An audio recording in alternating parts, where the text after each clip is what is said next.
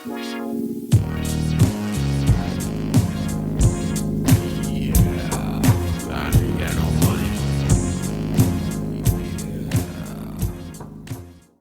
everybody, to Mad Hen episode number 4. I'm John Madero. Hey, and I'm Steve Hennessy. Hey, Steve, what's pissing you off this week? All right, let me start off with this baby food shortage. We're at 60 years old, you wouldn't think I would have any concerns at all about. But since our daughter has a 1 month old baby now, and you can't seem to find a jar of baby food anywhere on God's earth, especially in Texas, where I noticed they said statistically is about 60% depleted all over the state from everywhere else. I was just telling John there off air how me and my wife spent our last day off together last Friday, a week ago, almost the entire day running around city of Houston and the outskirts to find baby food. And we ended up with 4 jars of this. They have to have that sensitive type, which is, it's an orange jar, similar like you can find no place on earth. And it's just horrible. We drove around probably 8 hours a day, ended up with 8 jars for an infant, which isn't going to last any time. And now you hear about that baby food plant they shut down months ago because it was contaminated. The government wouldn't let them reopen. Now they're going to let them reopen it. And, you know, what's that going to take? 6 months to get baby food out? You know, the government, nothing works overnight. No, and I'll jump in for 1 second. We have a new grandbaby in our life too, and fortunately enough, she's not on formula, so we're okay. But they were trying to find formula for her, and they couldn't find anything either. It's ridiculous. And the thing that really gets me, I was reading someplace that the government knew about this back last October of 2021. They had a red flag that this plant was going to shut down and there was going to be a shortage. And now here we are, May 20th, and they finally decide to put the Defense Act in place. I'm not sure what all that's going to do, to be really honest with you. No. We're going to charter planes into Europe to bring baby food over. Where are they going to find this stuff at? This is unconscionable in the United States of America that our babies do not have food. Yeah, the Defense Act is a damn joke by a lame-ass president trying to say he's doing something, because all that means is you can take over a separate factory that's making car parts, and they have to make baby food now. The problem is they have to be tooled up to produce baby food. I mean, I think these people think you snap your fingers and okay, the factory that's making this is now going to make baby food, and they're going to start tomorrow. And it's just not going to work like it. They don't have the equipment for it. They don't have the shipping for it. They don't have the product for it. They don't have the people for it. I mean, the Defense Act is a damn joke. That was intended way back during the Second damn World War, when people were trying, that Ford Motor Company didn't make cars anymore. They made Jeeps for the military. They made, that's what that act was intended for, not for this shit. And for them to get a red flag, and I know because I work in the grocery business, those product recalls for that plant went out months ago. And that plant could have easily been closed down, cleaned, and reopened way before this time. But just like everything else, the FDA is dragging their feet all over the place to give them the okay to reopen that thing. A plant that produces that amount of baby food, how long do you think offhand it's going to take for them to get up to where they're at 100% capacity and actually shipping to stores and stuff? Because it's got to go out. It's got to go out to warehouses like HEB warehouse, Kroger warehouse, Walmart warehouse. That's trucking and shipping and all kinds of crap.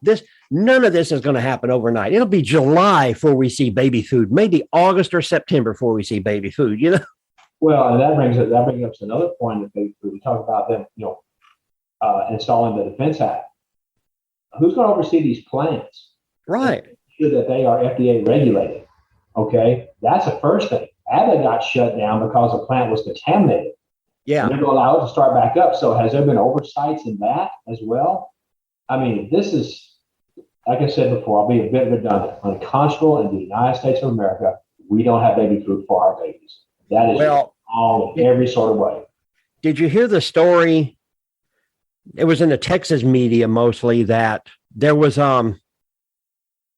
warehouses in Texas that have baby food the government sent down here for illegals, but it's for illegals, so they're not tapping into that. The federal government won't let them tap into that.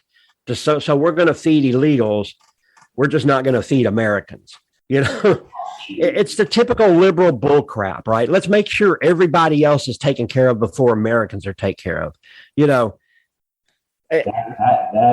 is a problem. That is a problem. And to springboard off that, and I know you see this because you work your day job in the grocery industry, it's unbelievable what the cost of basic staples are now. Man, the price of eggs, milk, meat, bread, everything has gone through the roof. Yeah. When we go to the store, it's $100 plus every single time. Dude, and to piggyback off that just a hair also, if you're flicking on the news the last 7-8 days in a row now, gas has went up a penny or two every single day. And you throw that into shipping. I mean, people think this stuff just magically appears in stores. Well, I'll take one of our companies, Grocery Supply, a massive warehouse with thousands and thousands of 18-wheelers, have to load those bastards full of diesel and ship one 18-wheeler probably to about 2 stores at the most, because how full they are. That's how many hundreds of dollars of diesel every single trip. Every time that ticks up a little more, it costs them a little more to ship it. And what do you think happens to that? That goes right back into the price of your dang product. And, I'm tired of people blaming, Joe Biden the other day still said gasoline shortage is Putin. Oh, it's Russia. It ain't no more damn Russia than it is the man of the moon or the boogeyman or the Loch Ness monster or Donald Trump or any damn body else. He's the president. You know what I think is pissing people off about this man is he won't take responsibility or nothing. He's like the Clintons. Nothing is ever their fault. Remember Bill Clinton? Nothing was that bastard's fault. Nothing, Nothing. Nothing. Yeah, but,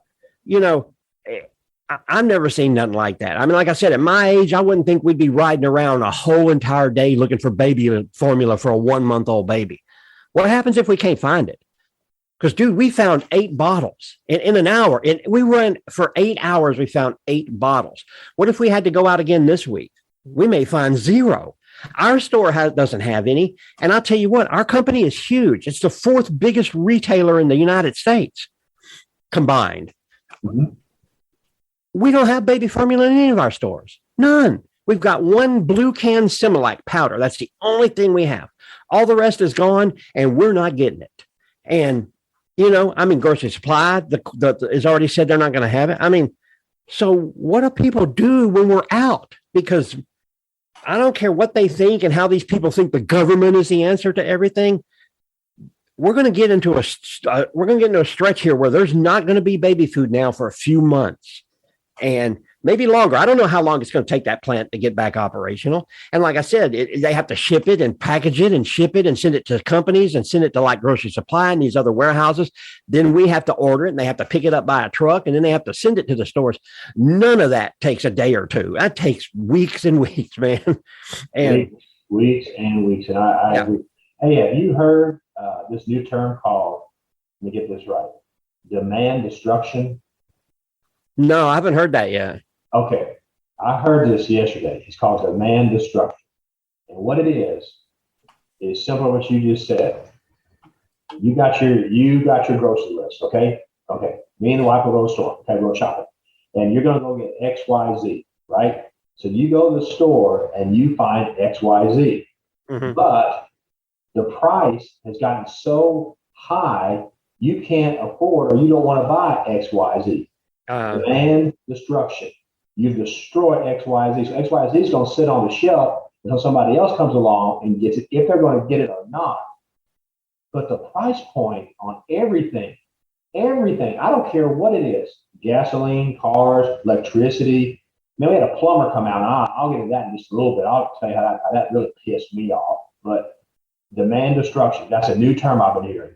Yeah, I haven't heard that yet, but I'll tell you, we get price changes retail price changes almost every day from our corporate. I'll give you two quick examples. We said a month ago we were selling a 12-pack donut for $4.99. That same 12-pack donut right now is $7.99. It went up $3. They bake that shit in Houston, right down the road from where all our stores are. And that's how bad it is on that. Now, women's hair dye has gone up $4 a bottle in just the last couple of days. I've seen some of them starting to come back into stores, but there's shortages in dog food. There's shortages in frozen food. There's shortages in drinks. Like High C and Kool-Aid and all those kind of drinks. When does it become a crisis to these dang people? I mean, they were, what was I listening to? I saw it on the news this morning. They were talking to a couple of administration officials, were testifying before Congress, and they wouldn't even admit there's a guy. One lady's sitting there bragging about all the jobs Biden's created. Well, we've created more jobs in the last year than I'm going, I go, the man has a 75% disapproval rating. You think people are, is there anybody, can you literally look anyone in the face and go, yeah, Joe Biden's doing a fantastic job. Our economy is great. Dude, there's an economist out there saying in what, September, gas is going to be over $6. And he said he's guaranteeing it, it ain't getting better. Stupid Biden or one of them the other day said something about maybe we should send out more stimulus checks. I almost shot I wanted to go, dude, that's the best thing to do is, what do you think causes inflation? All this extra money printing. They just don't have a clue what's going on. You think anyone wants a stimulus check? I wouldn't turn down money, but they've already killed the economy. On top of, we're fixing to go into our second quarter of negative growth. It hadn't come out yet, but that's officially in a recession. So now we have a recession on top of this insane inflation. And I tell you what, I started thinking, and at our ages, I'm 60 and you're a bit older and we're not retired yet, but God dang, what if we want a fixed income? Oh, what if we're pulling down $800 a month in Social Security and that's it? How in the hell do you live in this economy on that? And these Biden people are going to tell us nothing's wrong. People can afford to pay more. Some of these liberals just need the shit slapped out of them. Or they need to be stuck in the real world and have, it's the same excuse you hear from these people when they're so far, I don't know. It's so frustrating to the point where you want to go, God, you people are not living in the real world, Well, and that's where I think we've got to disconnect in politics and in life. They are so disconnected to what the average American who is working an 8-to-5 job, who's barely getting by, who's making a house note, a car note, got kids in school, got to go to the grocery store, got to pay electricity bill, got to pay a gas bill. There's a disconnect there, and their answer to everything is throw money at it. Let's more throw money at this. It'll be fine. I saw a deal, and I stand to be corrected on this. I'll be the first one to say I stand corrected on this. They're sending another 40 billion with a B to Ukraine. 40 billion. Yeah, 40 billion or 42 billion or something that, yeah. Right. And what's there in the United States? 252 million people? Is that it? Or is it 352 million? Doesn't matter. My point is, you want to do something crazy? They'll never do this, of course. Take $1 million and send every family $1 million. Yeah. Okay, that's $250 million for easy numbers. That still is nowhere near $40 billion going to Ukraine. I'm not complaining about the Ukraine. I'm not. I'm just talking about the dollar value here. That is, it's out of whack. It's totally out of whack. And it makes you wonder, where do we have that money? Last time I saw, the United States was so far in debt, it wasn't funny. You can't, is this another thing just to print money we don't have? Because that's what got us into this insane inflation in the first place. Like I said, like I told, it ought to be a requirement in politics that you have to take economics classes and stuff. Because, the You just can't go, we're going to throw stimulus checks out. Now, stimulus checks are fine if there's something in the treasury to do it, but they printed more money to do this. Yep. That's what you can't flood the economy with money and think that's the answer to everything. It's just, I don't get it. I don't get it. I mean, and I tell you what, there's a housing market crisis coming down the road here pretty soon too, because Fed raised interest rates, and I bet you $10 are going to raise interest rates again in a couple months. These people with these non-fixed mortgages and shit like that, and all these houses you see in build now, Texas especially, because what did they say? 8,000 people a month are flocking to Texas. Yep. It made the number maybe higher than that. So everywhere we look, especially where we live out here outside Houston, everywhere you look, they're building housing additions everywhere. When does all that start to slow down? Because you know it's coming. It's just, we've seen this in the late 70s, man. Jimmy Carter, it was the same thing. Now, we were teenagers then, but good Lord, you remember gas lines? Mm-hmm. You remember that mess? You get gas every other day because according to your license plate, it was even or odd. Even or odd. And if they ran out of gas, they just ran out of gas. You didn't get any. You had to wait till your next day. And we're not at that point, but I mean, God dang, open up the damn Keystone Pipeline. Let people at least do the thing to get. Look, if you don't want to use non-fossil fuel, and I'll make this point really fast. If you don't want to use non-fossil fuel, that's fine. But come up with an alternative that actually works. I'm not going to take my $20,000 or $8,000 old used pickup and trade it for a $60,000 electric car, which I can't afford to buy. Come up with an alternative to fossil fuel that works for me and the rest of the people that live on whatever kind of income they're on. That's the problem with these damn green people and all these other weirdos who think they're saving Earth from whatever, is they want to throw, they don't give a shit how much it costs, how much it just, how much it sets you back, as long as we're not hurting the planet, we've talked about this in the last episode. That thinking is arrogant, man. Humans aren't going to destroy Earth. They're not. They may overpollute it. They may do this. They may do that. They're not going to destroy the planet. And I don't even care about that. I have no problem with, if you want to drive something that doesn't pollute as much and runs off something else, that's fine. You want to make a car that runs off piss? I'll drive that bastard. But as long as it don't cost me $2,000 a month to drive it. I don't want to buy a damn electric car that's going to have a $650 car note, which I have to plug into my house and charge me more for electricity. And in Texas, where the hell do you plug one of those up at? I have not seen a charging station anywhere in this damn city of 3 million people. I know where one is. And what if you're going to make a trip? You're going to make a trip to Corpus Christi, Texas, you and the wife, and you charged up, and you only get 250 miles out of it. But how many get to Corpus? You're down. You're done.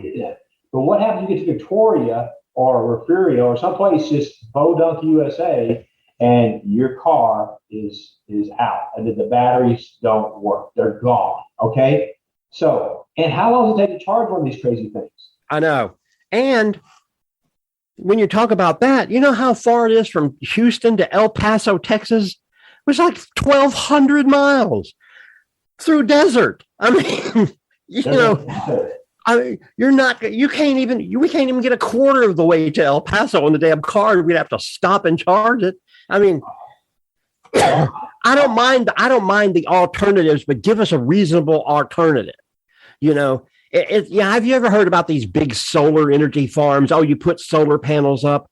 Well, I'd heard, or maybe I'd read it, that you have to get into a co-op with other people who have solar. So all the solar energy your home takes in, you don't own it all. It goes into a big co-op, a big community pool, and then you take what you need for your monthly payment, or they put you at a fixed level. So once you get to kind of your level, you're cut off, even though you're still bringing solar in from your house. And it was a friend. I had a guy who was going to put it up, and that's what he said. He said, once I heard about it and the whole thing, that's why I didn't use it. He goes, because it's not my energy. It doesn't go into some big battery where I'm storing up energy every day for myself. It's for everybody else that's in this big co-op. So, he goes, what's the point of doing it? Why am I going to spend $30,000 to put solar panels on my house if it's not all my electric, you know? Well, a little sidestep here from that is I had a friend of mine who decided it's time to trade in his truck. Okay. So he went down and he traded in his truck. Okay. So he says, well, the guy said, look, we'll give you this much for it. And if you want that, we'll keep the truck. But it could be 3, 4, 5, 6 months before you get your truck in. He says, what am I going to drive in the meantime? He said, well, I don't know. He said, I can't help you with that. Okay. Well, there's a lot. We can go down a rabbit hole of that part of it alone. But long story short, he had his truck. He rented a car. About a week later, they called him and said, hey, we got a truck coming in. It's pretty close to what you like. You want to come see it? He goes, I definitely. So he goes down there. He likes the truck. He gets it. So I saw him on Tuesday. And I go, man, you got a new truck? He goes, yep, sure did. I said, how do you like it? He said, well, I like it if it worked. I said, what do you mean if it worked? He said, this thing's brand spanking new. He said, the cruise control is off. The front steering is off. It doesn't do this. It doesn't do that. He said, but if I take it back to them, they say it could be months till they get parts in to fix a brand new truck that doesn't even have 500 miles on it. Dang, that's crazy. That's what I'm talking about. All right, man, let's switch. Let me switch and let's go to what's pissing you off now. All right, yeah. Well, mine's a little more personal though. Man, have you had a plumber or a carpenter or somebody come out to your house and do any service work? No, no, not recently. Not recently. Well, we had a toilet that had a bad flapper valve in it. Okay, so I had a guy come out. He verified a price, and he comes out last Friday. Comes out, looks at it, takes it apart, puts it back together. He says, "Hey, look, I'll have to order the part. I'll get it in on Monday. I'll see you on Monday." I said, "Oh, that's fine. No big deal. No big deal." Monday comes around. Monday afternoon, I call the guy. I says, "Hey, did you get the part in?" He goes, "Oh man, I'm glad you called. I forgot to order it." I said, "Okay." He said, "But I'll order it. I'll get it in." And he said, "I'll be out there Tuesday." I said, "Okay, no problem." So Tuesday comes and goes, 5 o'clock, and then I call back, "Hey man, where are you?" "Oh, I'm sorry. I'll be there on Wednesday for sure." Okay. Wednesday comes about 3 o'clock in the afternoon. I pick up the phone. I call his manager at the shop. I said, "Look, it's a freaking flapper valve. I should have changed it out myself. This is my fault. Yeah. I should have done it myself." But I thought, hey, let's get the right one, get the right part in. So she calls me back. She says, "Look, I've got him set up to be at your house on Thursday morning between 10 and 12. I said, "Okay, perfect. Fine. That's great." Okay. Well, I get a text message from them, and they said now it's been pushed back to Friday. So it's been a full week now for a stinking flapper valve I can order from Amazon and get it in one day. Yeah, or maybe get it Lowe's for you. Or walk into Lowe's or Home Depot to get it. So I call them back, and they go, "Oh, we're sorry, we mistyped it. He'll be there Thursday morning." So he shows up Thursday morning with this flapper valve, the infamous flapper valve.